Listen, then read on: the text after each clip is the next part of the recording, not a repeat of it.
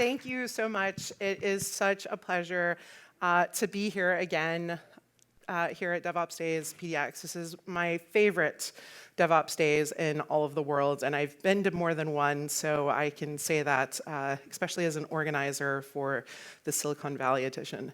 I meant to call in my son, Frankie. He's old enough to say hello, but he's asleep, so we won't do that. So thank you all. It is a pleasure to share with you. I want to talk about a topic that we don't really talk much about, and it's something that's very near and dear to all of us. It's not as tangible as the financial aspects. We always talk about money and dollars associated with features, or we talk about time and how quickly we can iterate on things, but trust is the fundamental building block of all of our relationships. In the workplace, it is how we build collaboration and work together to build great products. It's how we have effective collaboration through psychological safety. It's also the implicit or explicit aspects that our users expect from the services that we build. And yet, we're not really talking much about it. So I'm really passionate about the work that we're doing in the industry. And I co-wrote a book a few years ago with Ren Daniels called Effective DevOps, where we sort of talked a lot about the pillars of DevOps: collaboration, affinity, tools, and scaling. And I want to announce here for the first time at DevOps Days PDX that I've been working on another book called Modern System Administration.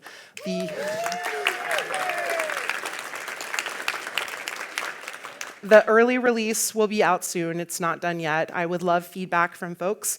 And it's basically about how collaboration and the change in our tools is really affecting how we do our job as operations people.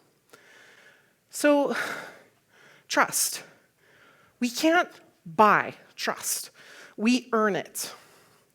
And as I said, it's the foundation of our success, whether it's between individuals working together or whether it's between teams and dev and ops trusting each other to do the job that the company gets value from, or our organizations and how we build together.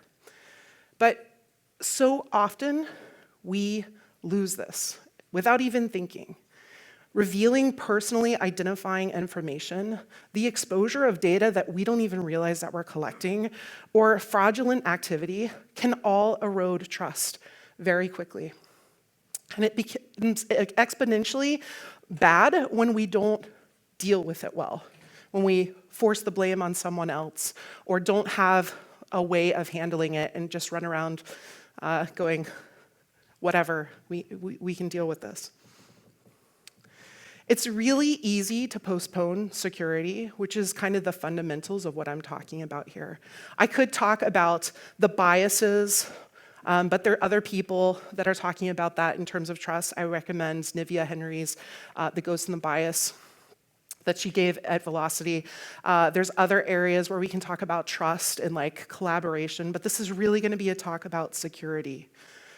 Architecture and time to market are generally the first considerations that we think about before we think about security. So often they're put at the opposite sides of a spectrum. We can talk about features or we can talk about security. And sometimes maybe the choice of our framework is more interesting because we're thinking about how our code looks rather than what are we going to do when the hackers attack us. So this is really the wrong way to approach this particular topic. The truth is that security concerns are all around us. The stories that are impacting us are numerous. It's like every day I feel like I hear about something else. And I keep thinking, is this in part some industry-wide issue where we're not talking about this? What the operational concerns are and how we can all be doing security.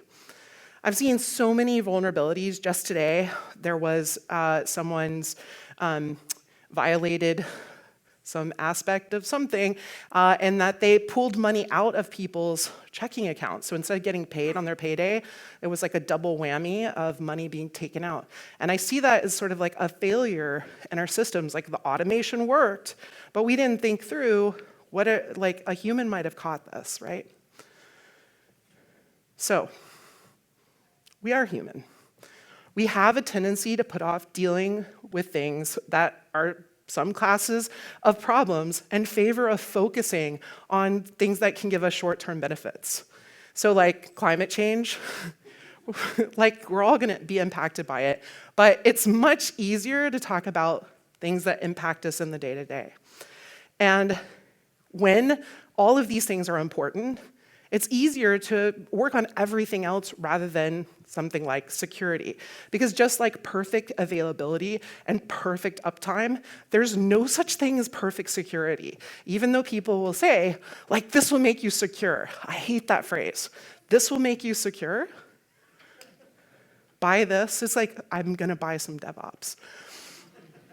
So a lot of us just throw our hands up and it's like, it's probably fine, these stickers I have up here. But it's not fine. Security incidents are not a matter of if, but when. The risks can be physical via our network or infrastructure. It can be lack of adequate compliance, or it could be within the applications themselves. So how do we leverage security practices to retain and build trust? We tackle it like we do anything in our industry. We break it up into smaller pieces instead of trying to solve security as some big, giant waterfall project. By taking these small pieces of security-associated tasks and applying it across the lifecycle of our product, we're better able to incorporate the feedback into these short sprints. Continuous security is applying practices and principles and leveraging the tools and technology available to us to help reduce risk at every point in the life cycle. So if we imagine this feedback loop that I've created, and we think of it as a timeline, this is what people mean when we're talking about shifting left. It's thinking not just at the end of things, but towards the beginning. Even though it's a loop, we can think of one iteration as that timeline of a release. So today I'm going to talk about a lot of different things. I'm going to start by setting us up with a common context, because words are hard and we all associate different words with different meanings, and sometimes, not intentionally, we're talking about the same things, but they're not exactly the same. And then I'm going to review the core foundations, help provide some context. You can assess where does your organization fit within those core foundations. And then I'm going to finally address some of the advanced topics, where sometimes people see these as the fun pieces. And so, yeah, eat your broccoli, because the broccoli is a killer. But let's not get to dessert until we're ready for it. So there's a lot more that I can cover. I can't cover it in this talk. There's actually folks who do 2-day workshops on specifically these topics. Terry up in Seattle is a great person who does a lot of the security trainings there. And when it comes time for you to either look and evaluate whether your security practices that you have now need to advance, maybe some of these fundamentals will be helpful and maybe they won't, but at least you have some starting point to know where you're at. If you work on implementing these practices, you're gonna strengthen your skills. Each of us can strengthen our skills. It doesn't have to be like, let's pass it off to the security engineer. Kind of reminds me of like, let's just pass it to the ops engineer. So if we develop our reflexes, we can better handle incidents, and we can better handle building and maintaining trust with our customers. So let's talk about the core values of security. It starts out with the CIA triad. This is confidentiality, integrity, and availability. Confidentiality is the set of rules that limit who has access to the information, and just to those people. It doesn't mean everyone should have access. You can have very rich controls here. And oftentimes this is where people feel like it's a hindrance to try and define who should have access to what at the beginning. But it's a really important step to take. Integrity is the assurance that information is true and correct to the original purpose.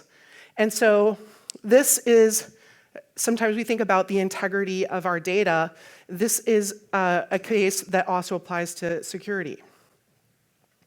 Availability is about the reliable access to information and resources to the individuals who need it and when they need it. So it's not just that it's available when they need it.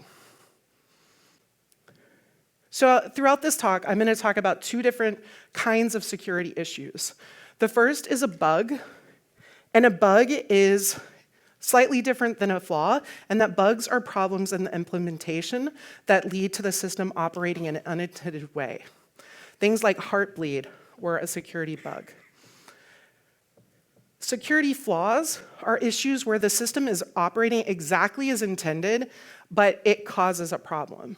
And so these are harder to fix because oftentimes these are already in place and people are depending on those APIs or interfaces to work the way that they're written, and it becomes really hard. So sometimes when you see long-term operating system flaws, that's why they're not getting fixed. The impact and the value, it's just, this is the way it was meant to work. We need to talk about the mechanisms and processes we have to build our infrastructure. So if you're having problems getting buy-in for your CI/CD pipelines, if you're still doing a lot of manual releases, invoking the security clause and how we're building trust into our environments and our applications and our services, and that value to our customers is a really good lever to help push this. Having a way to get our issues identified, assessed, repaired, and deployed into our environments is a really critical aspect of CI/CD. So we've talked a little bit about security fundamentals, how we define things and set the context up. Let's talk about the motivations. Why are people trying to hack into our environments? What is the value? So there's a few different ways. The 2018 Verizon data breach report showed that the top motivation is financial gain, which makes sense. Understanding this makes us realize, okay, what are the pieces of data we have that have value, like a financial dollar amount? Sometimes it's not always clear, especially if our customers are using our applications and services in ways that we didn't intend them to use them. The second is espionage and strategic gain. So this is kind of like countries hacking each other. And the third, and the lowest ranked by a lot, is for fun, ideology, or a grudge.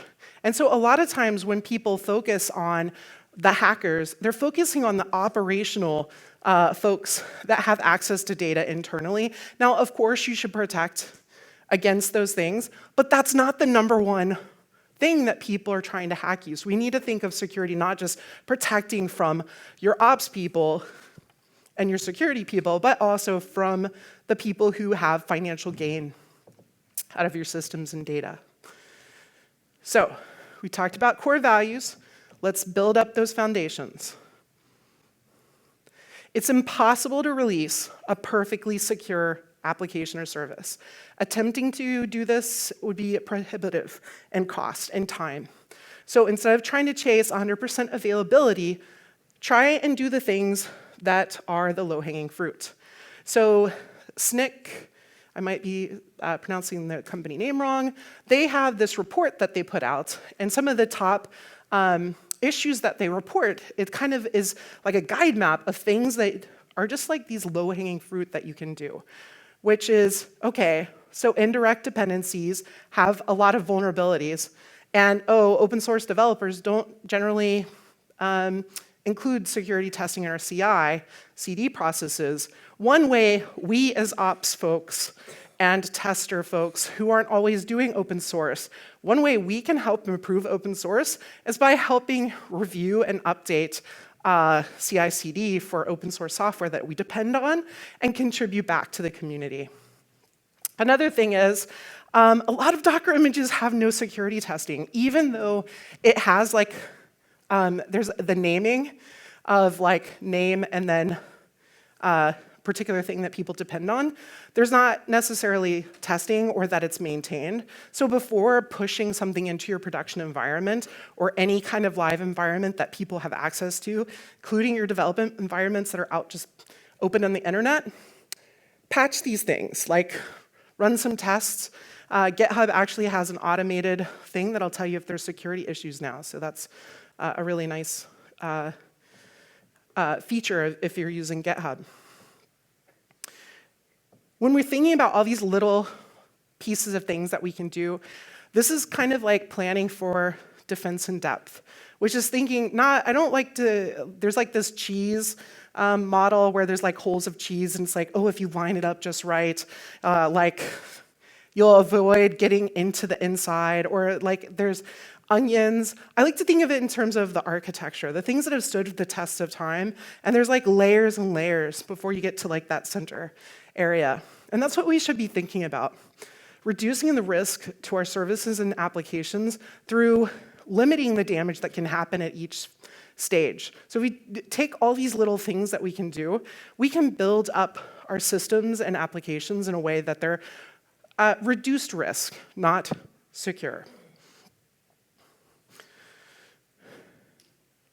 When we go back to thinking about the lifecycle, we start at the discovery phase. Instead of having security be like this last minute, and just generally operational concerns, so often I don't hear people talking through the stories of what is the use case of our security folks? What are they thinking about? And even if you don't have security engineers in your organization, taking that role yourself, putting that hat on and thinking through this. When we talk through stories, we need to make sure that we address the CIA and the acceptance criteria. A side effect of doing this is that now we're also shaping how we bring security issues into our queue and managing just like we do any other feature. So it's a security feature. And so then we can prioritize that work along with everything else that we're doing. So as an example, if I was building a web application, I might have a set of steps that I do, like thinking about what can a user see or do, or what information is logged and how is it logged. And what am I going to do when people fail to log in? If I just say, oh, if you do it more than one time, I'm going to shut this down. Well, I have problems logging in at times for whatever reason. My password manager doesn't get the right password, whatever is going on. And it can be really frustrating with a user. So balancing that set of steps that I would do and what steps I would do if these things happen really also depends on what the impact is to the user. Having that discussion early will help us eliminate some of these security flaws where we've implemented it as designed and yet it has an issue. There's actually this great set of resources from the Open Web Application Security Project, or OWASP. They provide a set of, it's an application security verification standards project that has a whole set of checklists of what you should do and how you should secure your, I shouldn't say secure, but make your project more secure. So a lot of people are resistant to the idea of user stories or writing up, like it seems like it's more Scrum or like the waterfall model, and it's okay. We don't have to make everything really rigorous, but even just the fact of having the conversations and talking to one another about what it is that we're trying to do, and just having that. So what about confidentiality? What about integrity? What about availability? That helps us shape what we're building. Security and reliability go hand in hand, and they're often defined early on by our early architecture decisions. Another step that we can take is threat modeling. This is the process of identifying what is it that someone could be doing when they come into our systems. And so just like I said at the beginning, there's this whole report on the top top reasons or motivations that hackers are coming into our environment and wanting stuff. That's going to help define what it is that we're going to model as the threat to our application and services. It can also be affected by what sort of service that you're in. So the financial industry is going to have a whole different set of data and protections than someone who's building a website that is for crafty individuals. Both of them are vulnerable, but vulnerable to different attacks. So we have to think about all of these different vectors of attacks and what people are going to use to attack us. A lot of this is going to be based on their entry points of intrusion. So all of our endpoints, all of potential database connections, any network transports, those are open to being attacked. So depending on your platform choices, you're going to reduce your operational burden.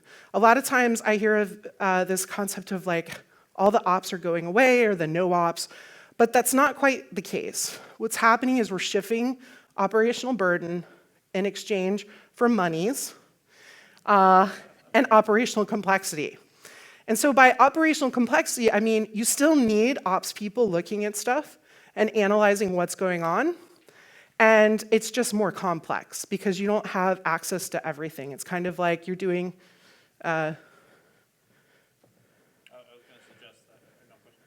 no questions.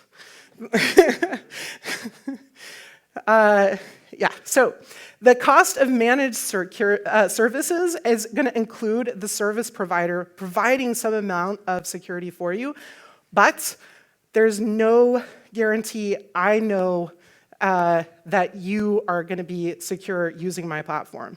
So, for an example, I work as a cloud advocate at Microsoft on the Azure product. So I'm going to use an example from Azure.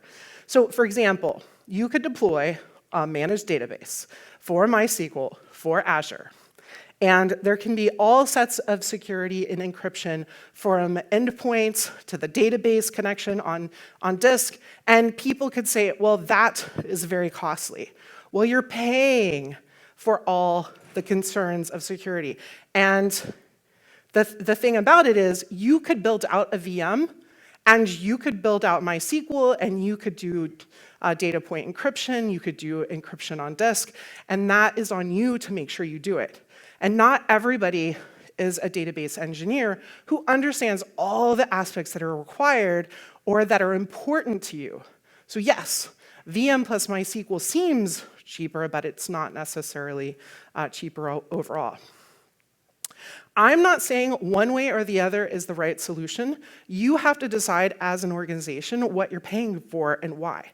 But too often it's like, well, the cost of a VM is this, and this is the cost of your managed service is that.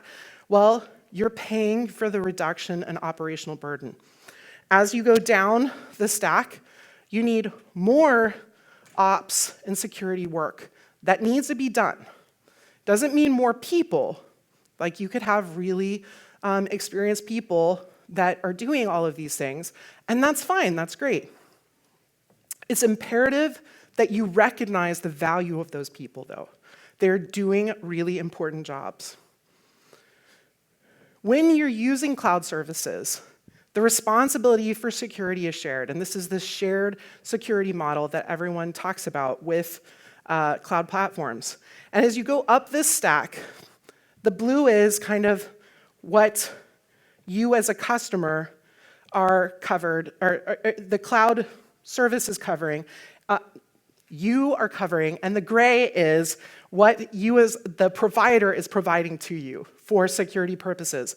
As you see, like, and no, I can't actually tell if you can see the blue and the gray, but no line on this diagram shows that every box is colored gray. That means, and this is applicable to every single platform, there's no platform that's going to tell you this, and if they do, that's a problem. I cannot know what your data that you're doing is, like what it's doing and its value to you. The services that you're building, you know, and you have to take responsibility for that data classification and assigning who has access and how. And sometimes platforms will default to open, and sometimes platforms will default to closed. And it's important for you to know which your platform does I've seen some security incidents recently where people had stuff like hackable because they were using a serverless platform that then provided them 100% access to parts of their infrastructure. Another aspect is your end-to-end points. Like, you're the one configuring those and setting them up. There is some amount of security that's possible from the provider, but at the end, you have some element of determining, yes, this should be open to the internet as a whole, or no, it should be limited just to my service over here.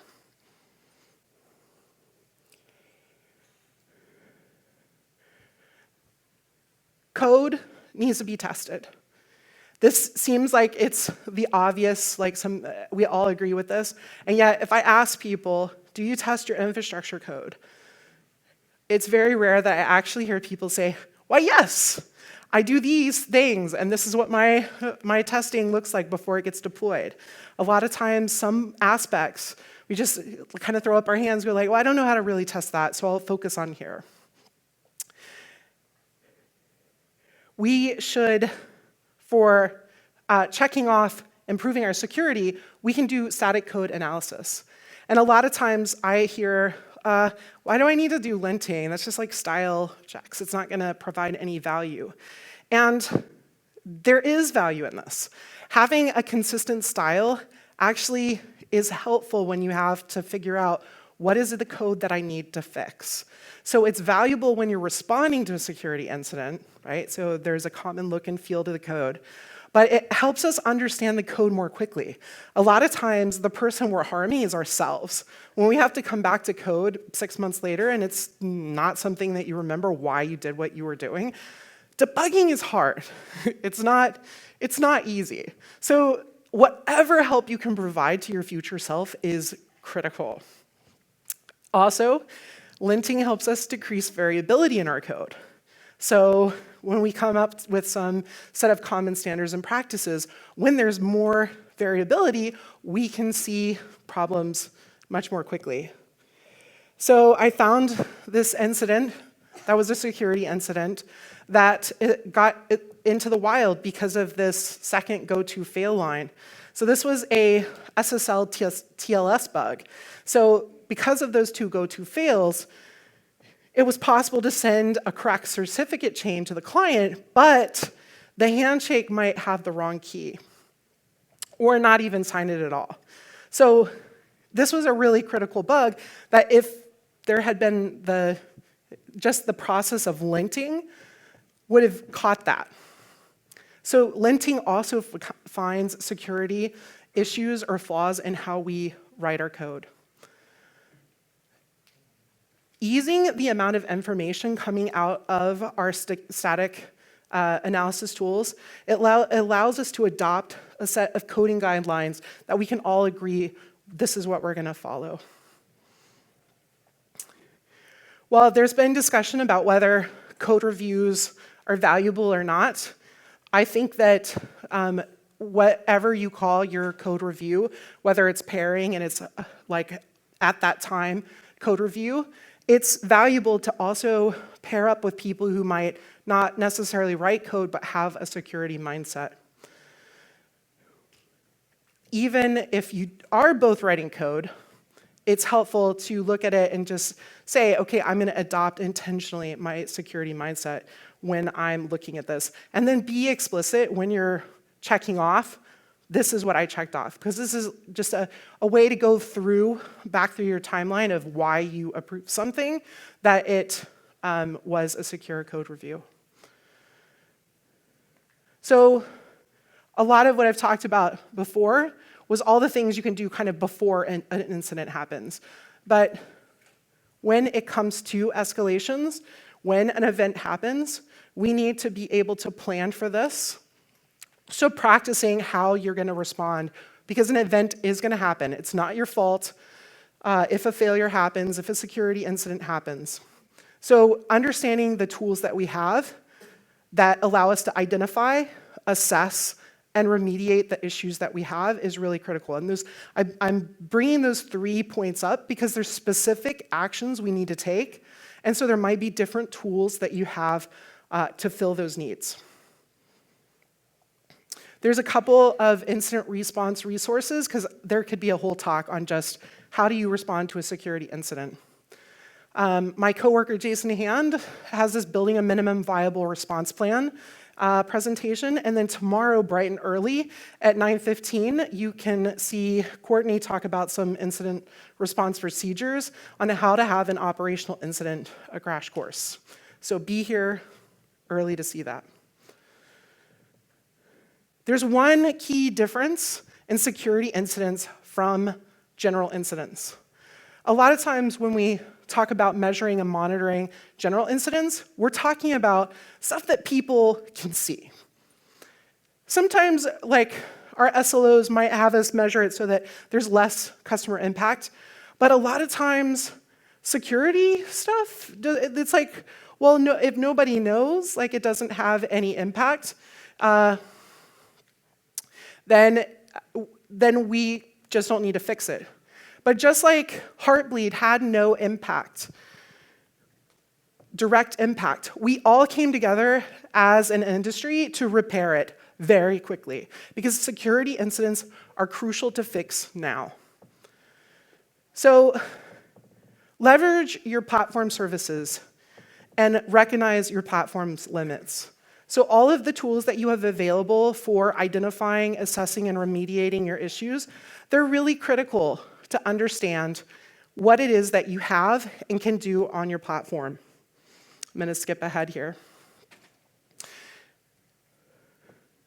Let's talk a little bit about advancing principles. So once you have the foundations, you can go from those foundations to your next steps.